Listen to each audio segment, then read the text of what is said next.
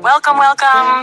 Buat kalian yang baru join, jangan lupa subscribe, like, dan komen ya, supaya aku semangat buat videonya. Terima kasih.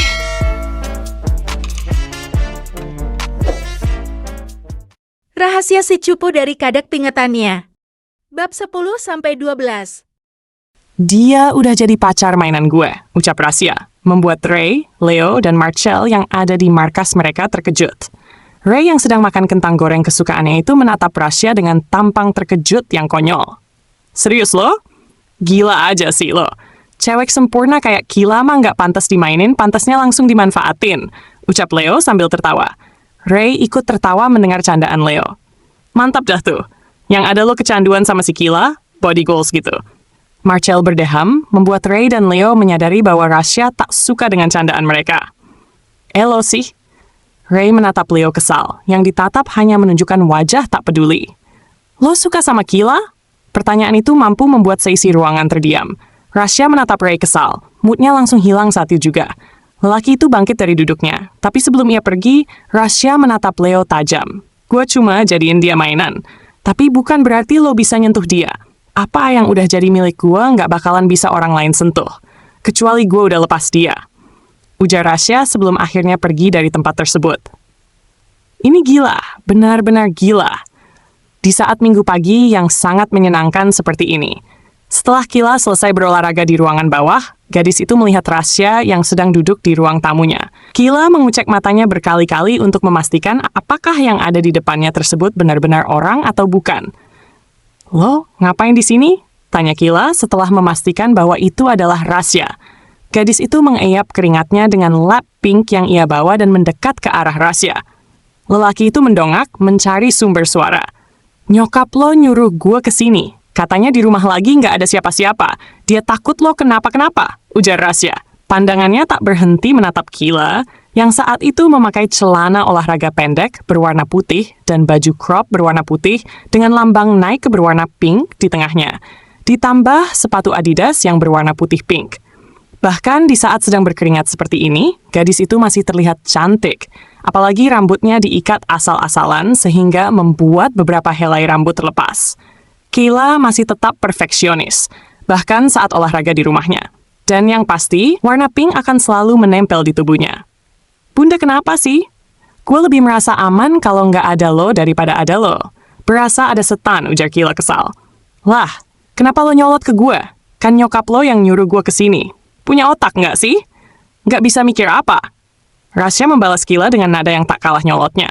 Entahlah, setiap mereka bertemu sepertinya akan selalu terjadi adu mulut yang menguras emosi. Kila mendengus. Kan bisa nggak usah ke sini? Terserah gue lah.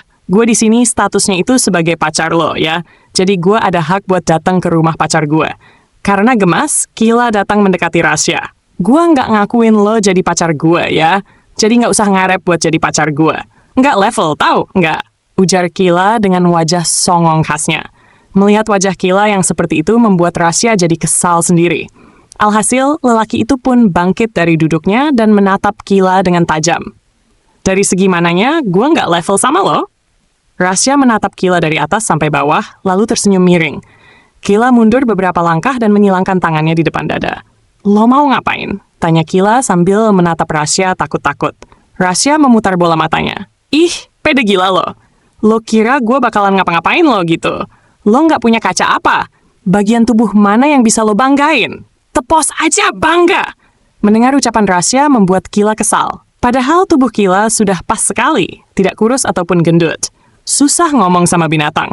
Mending gue mandi, ujar Kila. Gadis itu hendak pergi, namun tangannya dicekal oleh Rasya. Cepetan mandi. Gue lapar, mau makan, ujar Rasya. Ya udah, makan aja. Gue nggak peduli.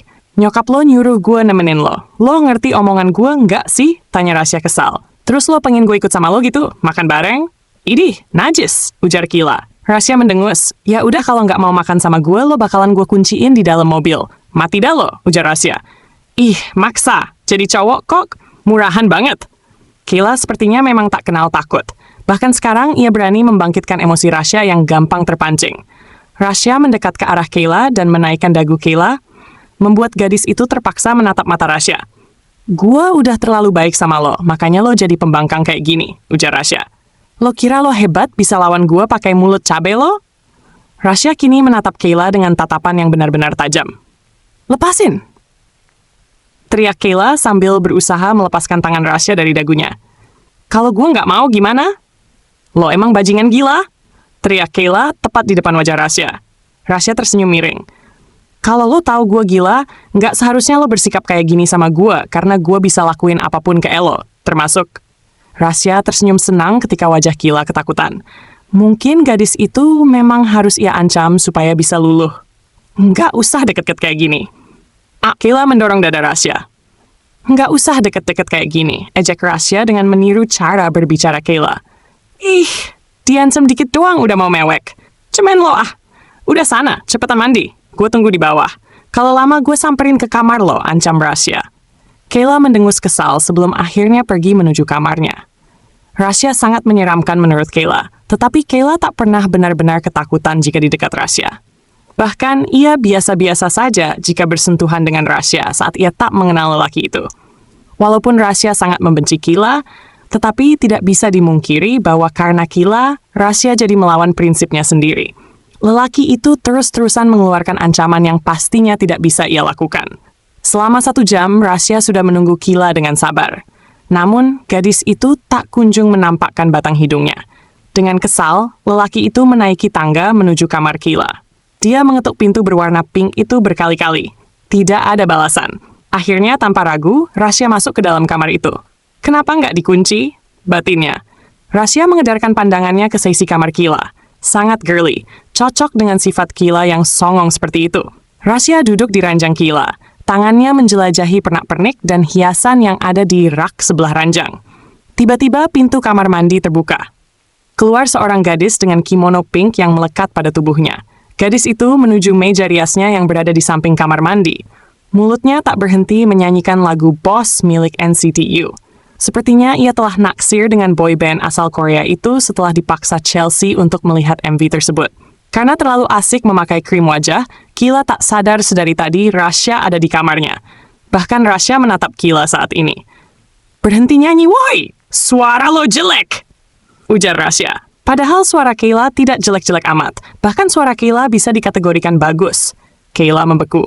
Gadis itu hampir saja menjatuhkan botol krim yang ia pegang saat melihat pantulan sosok Rasya di cermin. Apakah Kayla sedang mimpi? Gadis itu mencubit pipinya dengan keras. Setelah itu, ia meringis kesakitan. Ini bukan mimpi. Lalu, Kayla membalikkan badannya. Woi, lo ngapain di sini? Teriak Kayla setelah menyadari semuanya. Gadis itu menyilangkan tangannya di depan dadanya. Lo kira gue nggak capek nunggu di luar? Gila lo ya? Lagian lo mandi udah kayak orang mati aja, lama banget, ujar Rasya kesal. Tapi, kan nggak usah masuk ke kamar orang lain juga. Nggak izin lagi, nggak sopan tahu. Gerutu Kayla kesal. Rasya bangun dari duduknya. Udah kali, santai aja, nggak usah alay, gue juga nggak berniat mesum sama lo. Kayla berdecak. Ya udah, kalau gitu sekarang keluar. Oke, santai dong, jadi cewek galak banget. Gerutu Rasya kesal. Lelaki itu keluar dari kamar Kayla. Di luar, Rasya mengedarkan pandangannya. Kenapa gadis yang ia cari tak ada? Setelah lama menunggu, Kayla akhirnya keluar dari kamar. Gadis itu memakai rok di atas lutut berwarna hitam, baju crop berwarna putih, dan jaket jeans. Tak lupa ia membawa sling bag berwarna putih. Perfect. Rasya menatap Kayla dari atas sampai bawah. Not bad. Ya udah, ayo jalan, ajak Kayla. Sebelum gadis itu pergi, Rasya mencekal tangan Kayla. Tunggu bentar. Kenapa? Tanya Kayla bingung. Pembantu lo mana? Rasya balik bertanya. Hah? Udah nggak usah lebay. Pembantu lo mana? Ulangnya sekali lagi. Kenapa sih? Lo butuh apa? Air, tanya Kayla. Terus apaan? Tanya Kayla bingung. Mita mana? Akhirnya Rasya berani menyebut nama itu. Hah? Mita? Kayla bingung sendiri. Oh, Mita udah nggak kerja di sini lagi. Jadi lo mecat dia? Tanya Rasya. Ada kilat amarah di mata lelaki itu. Enggak, dia disuruh jadi asisten gue selama gue sekolah di tempat kumuh itu, jawab Kayla. Awas aja lo macem-macem sama dia. Peringat Rasya. Ya udah, ayo. Rasya pun pergi mendahului Kayla. Lah, tuh anak kenapa? Batin Kayla bingung. Pulang, rengek Kayla setelah sampai di tempat makan. Rasya menatap Kayla kesal. Sudah 5 tempat ia jelajahi, tetapi tidak ada satupun yang menarik minat Kayla. Bahkan gadis itu tidak mau untuk duduk di kursi. Dan kalau Rasya paksa, ia akan menangis. Duduk, perintah Rasya sambil menatap tajam ke arah Kayla. Kayla menggeleng. Cek, kursinya bersih kok, rayu Rasya, tapi bekas orang. Gue lihat tadi bapak-bapak duduk di sini, ujar Kayla. Ya jelaslah bekas orang. Kalau nggak mau bekas orang, mending lo bawa kursi sendiri, ujar Rasya kesal. Kayla menggerutu. Ya udah gue pergi. Baru saja Kayla membalikkan badannya, Rasya sudah menarik tangannya kencang, membuat Kayla jadi berada di pangkuan lelaki itu. Gua pangku aja. Pangkuan gua nggak bekas siapa-siapa kok, bisik Rasya. Kayla jadi merinding sendiri. Selama beberapa detik, gadis itu masih membeku. Entah kenapa jantungnya berdebar kencang. Setelah tersadar, cepat-cepat Kayla bangkit dari duduknya. Gila loh! Belum sempat Kayla pergi, Rasya sudah menarik gadis itu kembali ke pangkuannya. Gua udah lapar banget. Lo bisa nggak? Diam bentar. Lama-lama elo yang gua makan, kata Rasya. Kayla mendengus. Tapi kak, jangan bacot. Diam aja kok, susah banget sih. Rasya membuka buku menu. Mau pesen apa? Nggak mau apa-apa, ujar Kayla kesal. Pada akhirnya, Rasya tidak jadi makan di sana karena Kayla terus-terusan meminta pulang. Alhasil, Rasya membeli mie instan dan memutuskan untuk memasaknya di apartemen. Kenapa gue diajak ke apartemen lo? Jangan bacot deh. Gue lapar banget, rumah lo jauh, males gue kesana, jawab Rasya, lalu duduk di sofa. Baru saja Kayla hendak duduk di samping Rasya, lelaki itu tiba-tiba berkata, buatin gue mie. Kenapa gue? Males, tolak Kayla. Gue lagi kesel banget sekarang. Gue lapar dari 5 jam yang lalu, dan sampai sekarang perut gue belum diisi. Semua ini salah Lot. Kalau nggak mau bikinin gue mie, gue bakal. Oke. Kayla langsung mengambil kantong plastik berisi mie instan dan pergi menuju dapur. Gadis itu kembali berjalan menuju kamar Rasya. Kayla tidak lagi mengetuk pintu kamar lelaki itu. Ia langsung membuka pintu dan menyembulkan kepalanya. Tanpa disangka, di sana Rasya tengah bertelanjang dada dan hendak memakai bajunya. Lelaki itu menengok ke arah Kayla, kemudian mendengus. Apa lagi sekarang? Tanya Rasya sambil berjalan menuju Kayla yang berada di ambang pintu. Refleks, Kayla berteriak dan menutup pintu. Ia menahan gagang pintu sekuat tenaga. Rasya pun mencoba untuk membuka pintu.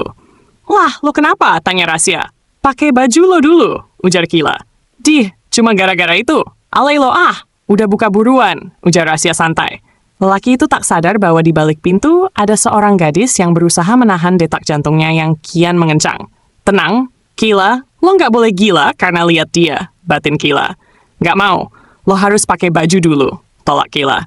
Oke, udah, ucap Rasya setelah beberapa detik. Perlahan-lahan Kayla menurunkan gagang pintu dan pintu mulai terbuka. Namun, tanpa diduga-duga, Kayla ditarik ke dalam kamar oleh Rasya dengan begitu tiba-tiba. Punggung Kayla seketika menempel pada tembok. Di depan gadis itu ada Rasya yang ternyata belum memakai baju dan sedang menatapnya dengan wajah kesal. Entah kegilaan apa yang terjadi, mata Kayla malah menatap perut six-pack Rasya selama 1 menit. Menyadari hal itu, Rasya tersenyum miring. Awalnya ia bingung dengan Kayla yang selalu tidak peduli dengan setiap pesona yang ia tunjukkan. Maka dari itu, Rasya merasa sedikit penasaran dengan gadis di depannya ini. Hal ini juga menjadi alasan Rasya untuk membuat Kayla jadi pacar bohongannya. Meski alasan terbesarnya adalah agar dia bisa mengawasi tingkah Kayla yang seringkali membuat Mita menangis di kelas. Tapi sekarang ia tahu bahwa Kayla hanya pura-pura tidak tertarik kepadanya. Dan hal itu entah kenapa membuat Rasya senang. Bukannya lelaki ini punya perasaan terhadap Kayla, namun ia senang karena merasa telah meluluhkan hati seorang Kayla yang tidak bisa didapatkan oleh semua cowok. Main-main dikit sama dia nggak apa kan, ya? Batin Rasya. Sebenarnya Rasya tidak pernah suka memainkan perasaan perempuan. Bahkan Rasya tidak pernah dekat dengan perempuan setelah kejadian beberapa tahun lalu itu. Dan baru beberapa bulan Rasya dekat dengan Mita. Hal itu yang membuat Rasya sangat mementingkan Mita. Setelah lama menikmati mimik wajah Kayla yang terpesona kepadanya, Rasya pun akhirnya menarik dagu Kayla dan menatap gadis itu tepat di manik matanya. Lo munafik, tahu nggak? Sok-sok bilang nggak suka, padahal pas lihat malah melototin. Perkataan itu mampu membuat pipi Kayla memanas. Gadis itu ingin memalingkan pandangannya, namun Rasya menahan dagu Kayla agar dia terus menatapnya. Lo mau pegang? Tanya Rasya. Pandangannya menunjuk ke arah perutnya. Sebenarnya, Kayla juga punya fantasi sendiri terhadap perut kotak-kotak. Dan tanpa sadar, tangan Kayla terarah ke perut Rasya. Namun, ketika jarak tangannya tinggal beberapa senti, kesadarannya kembali pulih. Gadis itu mendorong Rasya sekuat tenaga supaya lelaki itu menjauh. Gila lo ya? Ucap Kayla kesal. Rasya hanya tertawa pelan, mengejek tingkah gadis di depannya itu. Rasya mengambil kaosnya yang ada di kasur dan memakainya. Munafik lo, najisin banget tahu nggak? Ucap Rasya. Lelaki itu kemudian mendekat kembali ke arah Kila. Sekarang kesini mau apa lagi? Gue nyuruh lo masak mie instan doang, tapi kenapa sampai sekarang belum jadi? Gue udah nunggu selama sejam. Sampai lapar gue hilang nungguin lo, omel Rasya. Bayangkan saja, Rasya sudah sangat lapar pada jam 2. Dan dia menyetujui kemauan Alice karena ia ingin bertemu Mita. Namun, dirinya berakhir bersama Kila, gadis yang sangat alay dan gila yang pernah ia temui. Rasya sudah tak mempermasalahkan kalau Kila tak ingin memakan makanan di luar. Maka dari itu, Rasya mengajak Kila pulang dan menyuruh gadis itu membuat mie instan. Namun, kalian tahu apa yang gadis itu lakukan? Selama 1 jam, Kila bolak-balik ke kamar Rasya untuk bertanya apakah Rasya punya sayur, udang, ayam, dan bahan-bahan lainnya. Yang Rasya inginkan bukanlah makanan mewah. Hanya cukup rebus minyak dan campurkan bumbu, lalu masalah selesai. Perutnya akan terisi. Tapi kenapa gadis ini sangat bawel sekali, Ali? Gue nggak bisa masak minyak kalau nggak ada bahan yang gue butuh. Ucap Kila frustrasi. Lo sebenarnya itu mau buat apa sih? Tanya Rasya. Mau buat mie lah. Terus kenapa lo ribet banget? Gue lapar dari siang, tapi sampai malam begini gue belum makan juga. Itu semua gara-gara lo, ujar Rasya. Lelaki itu kemudian keluar dari kamarnya dan diikuti oleh Kila. Sampai di dapur, lelaki itu benar-benar terkejut karena dapurnya berubah total. Semua penataannya berubah, dan hal itu membuat Rasya kesal. Pasalnya, dapur Rasya bukanlah dapur yang kotor. Dapurnya sudah termasuk dapur yang bersih. Hanya saja Rasya menaruh setiap barang yang ia sering butuhkan di tempat terdekat. Misalnya ada 1 gelas yang ia sengaja taruh di luar karena ia paling malas membuka rak atas untuk mengambil gelas, kini gelas itu hilang entah kemana. Dan ada banyak hal yang diubah oleh Kila. Lo ngapain sih? Gua nyuruh lo buat masak, tapi kenapa lo malah desain dapur gue? Tanya Rasya kesal. Gue nggak bisa masak di tempat yang nggak beraturan kayak gini, jadi gue buat dapur lo lebih teratur, ucap Kila sambil nyengir. Rasya menatap Kila kesal. Terus minyak mana sekarang? Kan gue bilang nggak bisa masak gara-gara nggak ada bahan yang gue butuhin, jawab Kila. Bahkan selama sejam, lo belum rebus minyak? Rasya berusaha membuat dirinya sesabar mungkin. Oke, gue bikin sendiri mana? Kila terdiam sambil menggaruk kepala belakangnya. Mana minyak? Nada Rasya meninggi. Gue buang. Rasya melotot. Kenapa lo buang? Teriak Rasya frustrasi. Soalnya itu nggak sehat. Gue nggak tahan buat nggak buang mie itu, jawab Kila. Tanpa diduga, Rasya memukul meja makannya dengan sangat kencang. Lelaki itu benar-benar emosi saat ini. Lo marah? Tanya Kila ketakutan. Enggak, gue bahagia, jawab Rasya dengan sarkastis. Jangan marah dong, ucap Kila. Diem deh lo. Mending sekarang lo pulang, ucap Rasya. Sendirian? Tanya Kila. Terus lo mau minta gue anterin? Tanya Rasya. Tapi kan, ya udah. Kila mengambil tas selempangnya dan berjalan menuju pintu keluar. Namun beberapa saat kemudian, Rasya menarik tangan Kila. Gua anter, ucap Rasya. Senyum Kila pun mengembang. Gue cuma nggak mau jadi cowok yang nggak bertanggung jawab, jadi lo nggak usah GR, ujar Rasya.